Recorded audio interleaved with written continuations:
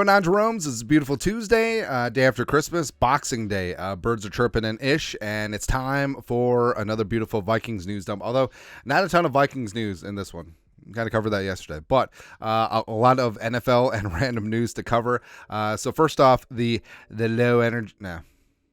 What do we got? The stupid ass San Francisco 49ers. We'll have to figure something out. But San Francisco got exposed as frauds in a titanic matchup on Monday Night Football. You had the Ravens traveling from east to west, taking on the Niners, and San Francisco got destroyed. Mike McDonald, my beard, and that defense led by Kyle Hamilton.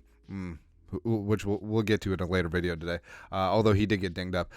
But that Ravens defense, Justin Matabuke, our guy, pride of Texas A&M, Jadeveon Clown Shoes, getting after Roquan Smith. I mean, they're just fantastic, man. They picked off Brock Purdy 4 times, had also picked off Sam Darnold, which is easy to do. Lamar Jackson looked like the MVP, and the Ravens went out to the Bay Area and put the bang thing on San Francisco 33-19, and it wasn't even that close. Like, it was 33-12 throughout most of the game. But Nick Wagoner, beat writer for the Niners. This is the only 3-interception game of 49er quarterback Brock Purdy's career, and the first by a Niner since Nick Mullins in 2018. Now, in fairness to our guy Nick Mullins, who just threw 4 interceptions in the game against the Lions, but still had a chance to win at the end, Kevin O'Connell said, "Hey, play like Brock Purdy." He was just a day ahead of the curve. So, I mean, Purdy is a decent quarterback. I think that he is solid. I think that he's probably top 3-4 in the NFC respect. Is he surrounded by talent? Yes. Is he in a great situation with Shanahan? Yes. Do a lot of his little dink and dunk passes go to the house? Yes. But I feel like the cart was way before the horse. Like, him being the MVP favorite going into the game is ridiculous. He's like the 10th best player on his team, 10th most important. I mean, McCaffrey should win the MVP, but he won't, but we'll see. But here's an amazing story. So our guy Ben Fox tweeted this out a couple days ago. The better actually, that was yesterday, $2,000 ticket on Brock Purdy to win NFL MVP at 100-1 odds has sold it to PropSwap for $125,000. It's the biggest sale in PropSwap history. So, backtrack here. So PropSwap is a marketplace where you can take your futures bets, betting on the Vikings win the Super Bowl, or MVP, all of that stuff. And once some games and some data goes in, the price and the value or the perceived value obviously changes, and you can buy them. It's a marketplace where you can buy and sell your futures bets. I think it's really great. They had a chapter about it in, I forget which sports betting book it was, but I listened to it, and PropSwap had a chapter. Anyways, but basically what it was, some jabroni dropped 2 dimes on Brock Purdy to win NFL MVP before the start of the season at 100-1 odds, plus 10,000, right? So this thing had a lot of value, as he was odds-on favorite for the last couple of weeks, and the payout would have been $200K, and someone bought it for $125K, thinking that, hey, I can make a quick $77K off of this and be good to go. It's a surefire bet, right? But then Brock Purdy thought, I think he's 13-1 to win MVP now. But props to the dude with the foresight. Here's the thing: when people make these futures bets, it's or parlay bets too, where it's like, hey, you could cash out here, or hey, you could hedge. It's like, oh, if I lose, it's okay. It's just $5. No, it's not. No, it's not, because this $2,000 bet, at this stage, the EV, the expected value, or the equity of it, was probably easily, at the point in time, maybe $130K, 140, somewhere in there. So taking a little bit just in case, because this is such a weird league. Like, what if Purdy got hurt? What if the Niners nosedive? What if Purdy had a horrible game where he threw 4 interceptions, right? So all that could happen. But props to the guy who sold it for $125K. Bad beat for the dude who bought it for $125K, but I'm guessing if you're buying Brock Purdy futures tickets for 125 dimes, I think you're probably doing okay. Something that's not okay is Mike Florio. This is not a thermos. So Florio, all week leading up to this 49ers-Ravens matchup, was talking ish, and Florio saying like, hey, the Niners have kicked the ish out of everyone, the dookie out of everyone, except for the Vikings, by the way. And he said that basically with Baltimore going from east to west, that they were going to kick the dookie out of the 49ers. And if this is the Super Bowl preview, the Super Bowl is going to suck. And then after the game, Lamar, I love Lamar, man. So Lamar, like he's a pretty quiet dude, pretty low key, but he was hilarious, man. Calling out, what was that guy's name? Flores. It's fantastic. Brian Flores catching strays for Mike Florio out here. But no, basically Lamar got into his post-game presser and saying how Florio never played the game, never put the pads on. He was doing everything just for clicks and attention, which, I mean, I guess it worked. I mean, there's really no bad publicity, I guess, but it was just hilarious seeing Mike Florio getting cooked because, again, not a thermos. Also getting cooked. So one of my New Year's resolutions is to be less petty. So I'm just getting it all out of my system before the end of the year. So Jake Browning arm punted his way to a win over the Vikings. You should have never effing cut me. But got his comeuppance on Saturday as the Steelers absolutely just demolished the Bengals, 34-11. Browning had 3 interceptions, and this is really more indicative of who Jake Browning is. All right, so he isn't going to be bailed out just by arm punts and arm mortars all the time. I think that he is going to be a career backup. I think that he can be a decent backup, sure. But is he going to be a starter anywhere? Is he going to be a bridge quarter anywhere? No, and that's not necessarily being a hater. I mean, hey, you're top 50 at your position on planet Earth. As of right now, you're one of the 50 best quarterbacks on the planet. You're just not top 32.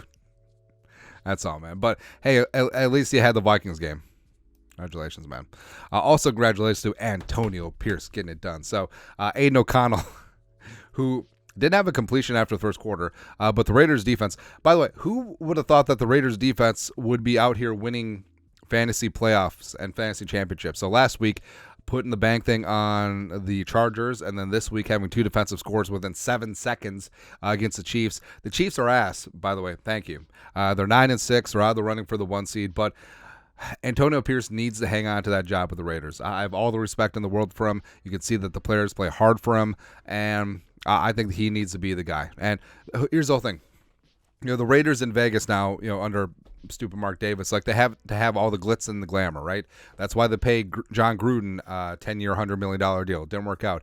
Rich Bisaccia was a fantastic interim head coach. He should have maintained the full-time gig, led the Raiders to the playoffs, but he was fired for Josh McDaniels, and Bisaccia is now the special teams coordinator of the Packers. All right. And now, after Mike McDaniel got fired, I mean, Antonio Pierce is the guy. He is the guy. All right, so he should be named permanent head coach going forward, although it's the Raiders. So you know that they're going to do something stupid. They're probably just going to fire $100 million at Harbaugh, and then he won't work out. So I don't know, man.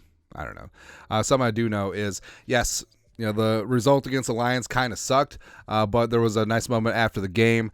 Kirk Cousins, Jared Goff getting together, saying some nice words, and respected Jared Goff. Basically, he came in and said that he loved how Kirk handled himself after the injury. He's an inspiration, all that stuff. Kirk congratulated him, the Lions. It's been a long time coming. Of course, Kirk, a lot of his time grew up in the Michigan area, so like he knew all about the Detroit Lions struggles, man. All right, so last time the Lions won the division, I'm trying to do math. So Kirk was 6. Last time. Kirk's going to be 36, so Kirk was like 5 or 6 years old last time the Lions won the division. Cool. Awesome, man. But also the celebrations go. Now, first off, I was going to say, I was again trying to be less petty in 2024, but I was going to say, act like you've been there before, because you saw the videos of Lions hooting and hollering, blah, blah, blah, blah, blah, blah. Congratulations on being one and done in the playoffs. We know what that's like. But again, I was going to say, act like you've been there before, but they haven't in 30 years. I mean, how many players on the Lions are over 30 years old? Probably not many. Actually, I don't think any. How old is Decker?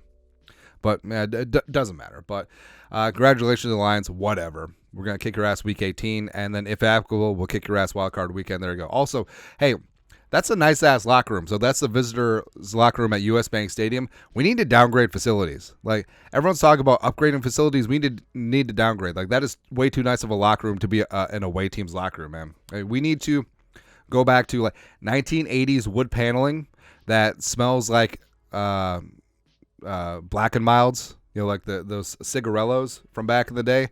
Also Visa brandy, and also no more cubbies, just like nails into the wood paneling, or paint the whole thing pink. Isn't that what Hayden Fry did with Iowa back in the day? Also, no hot water, and also the heaters cranked up to 11. That's all.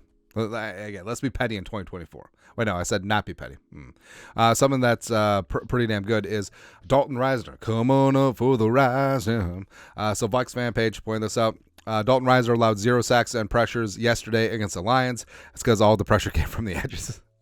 But Dalton Risner, low key, I mean, all the fans were champing at the bit to get him into the lineup. Ezra Cleveland's injury facilitated that. Then Ezra was traded to Jacksonville. But Dalton Risner's been playing extremely well at left guard, and I think the Vikings do have their starting 5 for the O-line going forward, where it's Darrisaw at left tackle, Inkim long term, re-sign Dalton Risner. He's here on a 1-year deal. Bradbury's got his contract. Ed Ingram is actually playing pretty damn well, as well as Brian O'Neill has his money. So I think that's going to be the 5. So Dalton Risner has been playing well. He seems like he's really meshed very nicely with the culture, and I think he needs to stay in purple long term. So ink him up this offseason. That's going to be another priority for the Vikings. Also priority, so Puka Nacua. I mean, a bunch of people have won their fantasy leagues this year because of Puka Nacua, man. But he's just like us. After the game, after beating the stupid-ass Saints, Puka made some dinner, and he said, food was so good, stood up and ate in the kitchen the whole time. And I do this a lot. Actually, I feel like I eat way more standing than I do sitting. I don't know, but it looks like he's got a bone-in either ribeye or a strip. Actually, it might be a strip, but looking really damn good. Medium rare, beautiful char on the outside. That's great. And also in the pot, you got Kraft macaroni and cheese. That's what it is, man. And you'll see this too. Like athletes will have these high end houses and mansions, and they'll have like $10,000 stoves and ranges and stuff. Everything Viking, everything almost industrial, and then they'll make $2 Kraft mac and cheese on the stovetop, which is great. I mean, you like what you like, and I will say so. Like pureed potatoes and a steak is delicious, but steak and mac and cheese is pretty damn good too. Now, box I can get down with. Like grandma's homemade mac and cheese with like all the cheeses and the crust on top. That's beautiful too. But Puka, one of us. That's right, man. It's a great story. Jaron Hall made you at BYU, but it's okay. It's okay, man. Lastly, so. Sure, we didn't talk about the Vikings at all, except for Risner. Anyways, but Timberwolves boasting the best record in the Western Conference, which is beautiful. First time in team history, Minnesota in first outright in the West on December 25th. It's great, man. And December 26th, they'll be in action taking on the OKC Thunder in Oklahoma. Going to whoop some Thunder ass. And I mean, hey, no one's even scared of Thunder. Like, no one has ever died of Thunder. Everyone dies from lightning. Like, where is the lightning? In the NHL in Tampa, which they barely have ice. Stupid, man. But again, I understand the curse of Minnesota sports. I understand that I'm an interloper and a bandwagon jumper with the Timberwolves. I fully admit it. Like I was a huge hoop head back in the day. Hadn't really kept up with the Wolves a lot, especially since we started the stupid channel. But I'm in, man. You son of a BI, man. Cat's playing at a high level. Rudy Gobert is finally panning on that potential on both sides of the floor. He's the best interior defender in the league. Jaden McDaniels getting it done on the perimeter. He's a top 3 perimeter defender, and he's not 3. Anthony Edwards is the second freaking coming, can dominate at any point. Chris Finch is a genius. They play team defense. They go deep as hell. It's everything you need. Because once playoff basketball starts, things slow down. Half-court defense, they got it. You need a guy who can make shots. They got him. You need a dude who could take over in the second half and fourth quarter. They definitely got him. I'm pretty hyped, man. Also, I mean, this is, like, there's no legitimate superpowers in the NBA anymore. You notice that? Like, seemingly everyone has fallen off a little bit. But Wolves over Celtics in 6.